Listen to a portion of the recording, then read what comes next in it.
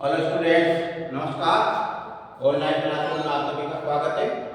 और एक नया टॉपिक लेते हैं जिसका नाम है कोशिका। और कोशिका में से किस प्रकार के क्वेश्चन बन सकते हैं।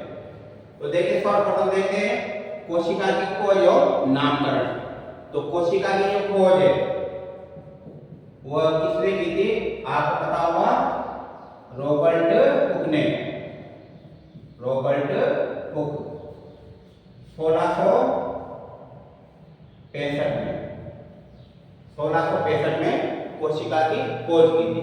तो देखा जाए तो रॉबर्ट हुक ने जो है वह मृत पादप कोशिका की खोज की थी। किसकी?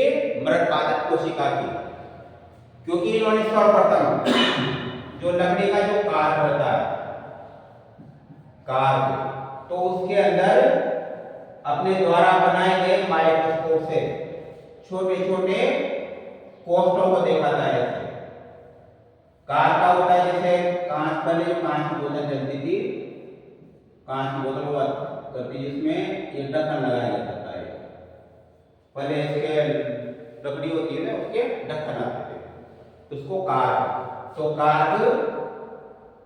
के अंदर छोटे छोटे ऐसे कोष्ठों को देखा था, जिनको क्या नाम दिया था? सेलुला। सेलुला नाम दिया। और सेलुला का अर्थ क्या होता है? जैसे सेल अर्थात कोशिका। कोशिका, कोशिका का मतलब होता है कोष्ठ, ये छोटे छोटे कोष्ठ। तो देखा जाए तो रॉबर्ट हुक ने सर्वप्रथम कोशिका की खोज की थी, लेकिन रियल में जो है इन्होंने मृत पादप कोशिका की खोज की थी। सर्वप्रथम जो है जीवित कोशिका की जो खोज है, जीवित कोशिका की खोज 1674 में ये एंटोइन लुएनहाक ने की थी। एंटोइन लुएनहाक। तो जीवित कोशिका की खोज एंटोइन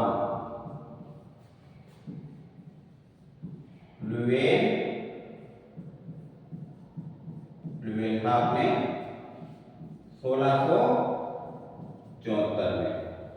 तो इन्होंने सर्वप्रथम जीवाणु व शुक्राणु कोशिकाओं को देखा था।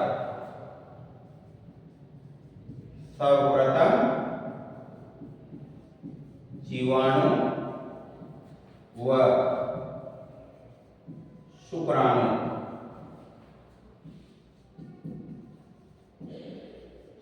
कोशिका को देखा था, इसलिए इनको जीवित कोशिका की खोज का श्रेय दिया जाता है। तो कोशिकाएं परस्पर आदान, कोशिकाओं से हमारा शरीर बनता है और कोशिकाएं परस्पर मिलकर के क्या बनाती है? ऊतक बनाती है। तो देखिए, सर्वप्रथम कोशिका,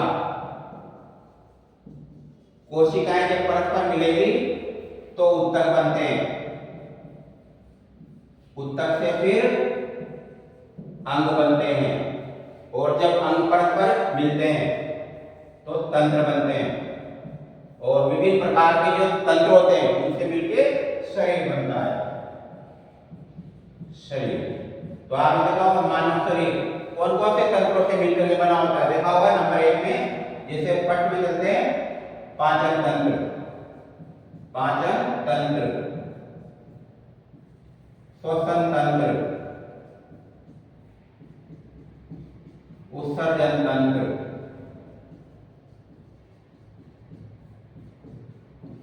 उत्सर्जन तंत्र, जनन तंत्र,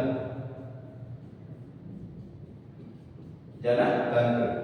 और भी लगभग 10 तंत्र हैं जो शरीर का निर्माण करते हैं। अब हम देखते हैं कि जो तंत्र है परस्पर मिलकर शरीर का निर्माण करते हैं, तो फिर अंग परस्पर मिलकर के कैसे तंत्र का निर्माण करते हैं। तो मैं आपको एक समझा देता हूं इसमें। जैसे उदाहरण के रूप में पाचन तंत्र, पाचन तंत्र, ये तंत्र, अब इसका निर्माण है किस प्रकार से अंगों द्वारा होता है। जैसे नंबर 1 में मुख अंग का नाम है, दूसरा है मुख कुआ,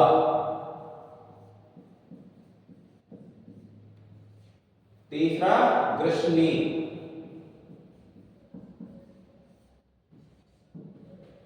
ग्रसिका, ग्रास नाल कहते हैं इसको, ग्रसिका, ग्रास नाल कहते हैं।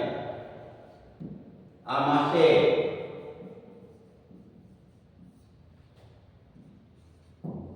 आंत्र, दो दिए छोटी आंत्र,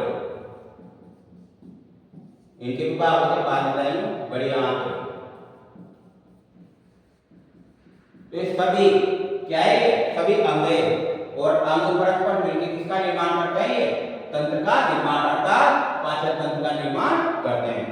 तो इस प्रकार से कोशिकाओं का काफी योगदान होता है और कोशिकाओं से परस्पर शरीर बनता है।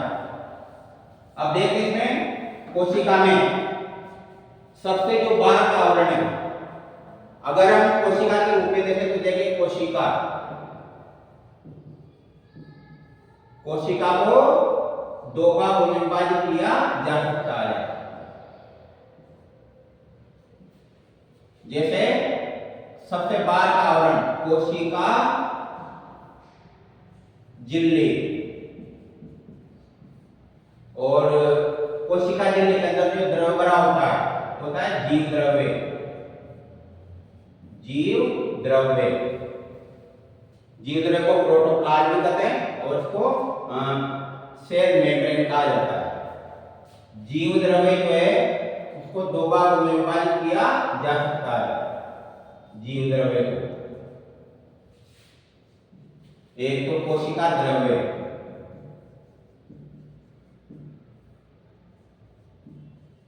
इसको साइटोप्लाज्म कहते हैं, ये तो प्रोटोप्लाज्म,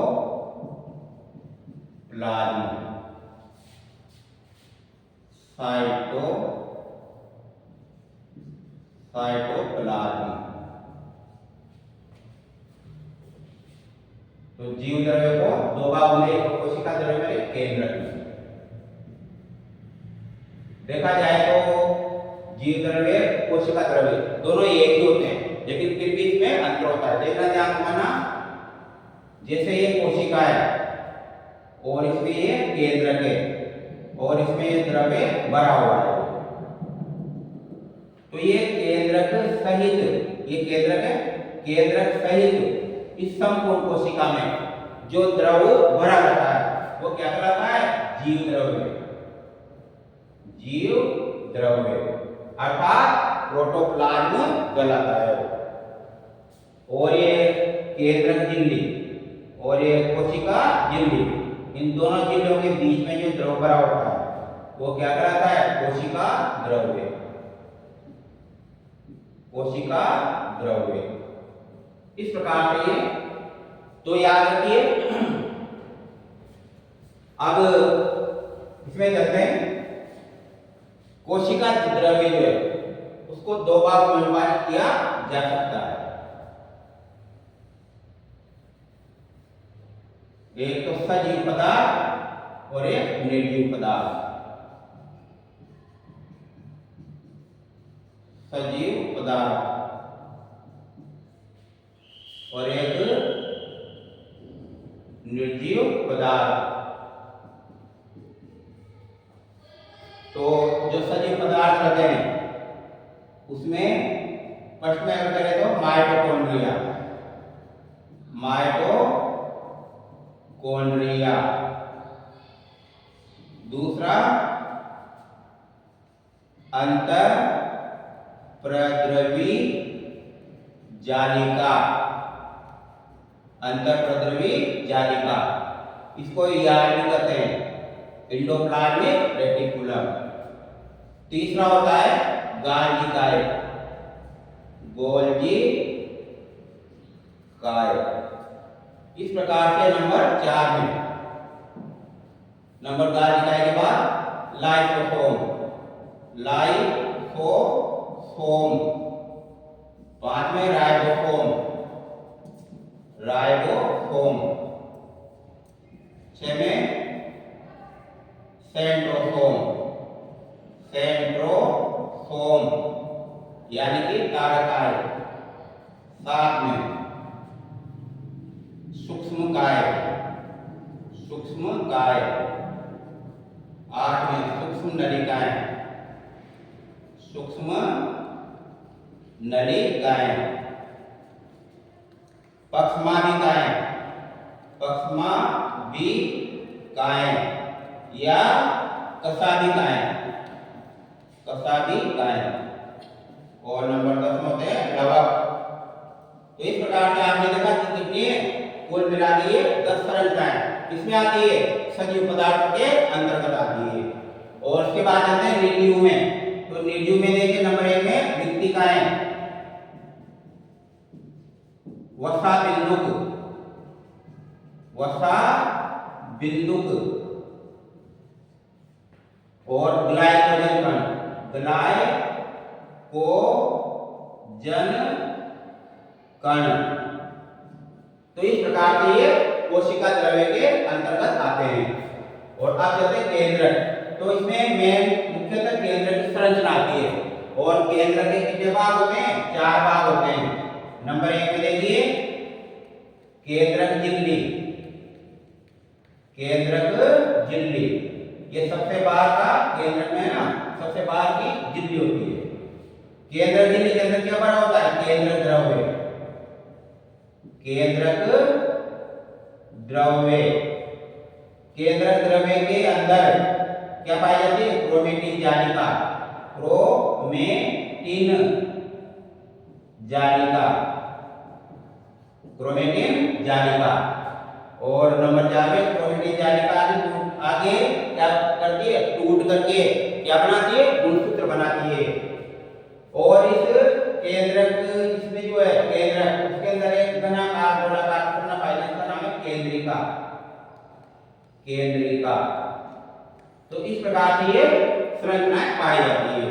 तो एक बार फिर देखिए, जैसे ये कोशिका और ये कोशिका में ये केंद्रक। तो ये जो केंद्रक है इसमें सबसे बाहर का आवरण देखा होगा केंद्रक झिल्ली होगी। इसके अंदर जो द्रव्य भरा हुआ है ये केंद्रक द्रव्य। और इसके अंदर ये सफेद आंख जो जाल के समय पाई जाती है ये क्रोमेटिन जालिका। और इसके अंदर एक ठोस घना भाग जो रहता है वो क्या होती है? केंद्रिका होती है। तो इस प्रकार से है।